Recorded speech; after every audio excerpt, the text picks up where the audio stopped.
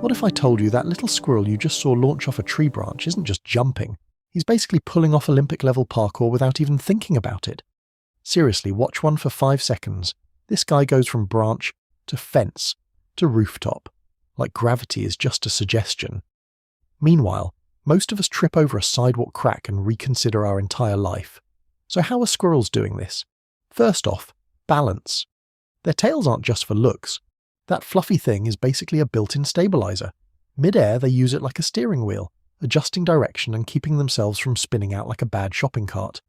It's controlled chaos, but mostly controlled. Then there's their back legs. Squirrels have insanely powerful hind legs for their size, which lets them launch their bodies multiple times their own length. Imagine if you could casually jump the length of a car every time you needed to cross the street. That's squirrel life. But here's where it gets even cooler. They don't just jump blindly. Squirrels actually calculate distance. Not with a calculator, obviously, but their brains are constantly judging gaps, angles, and landing spots. They'll even hesitate sometimes, doing that little bounce like they're double-checking the math before takeoff. And when they land, their tiny paws and flexible bodies absorb the impact like built-in shock absorbers. No drama, no wobble, just land and go. Now here's the wild part. They don't always stick the landing perfectly. Yeah, even these little acrobats mess up. But instead of freezing or panicking, they adjust mid-air, grab onto whatever they can, and keep moving.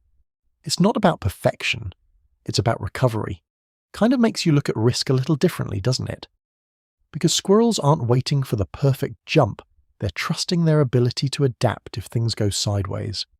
So next time you see one flying through the air like a tiny stunt performer, just remember there's a mix of strength, instinct, and quick thinking behind that leap.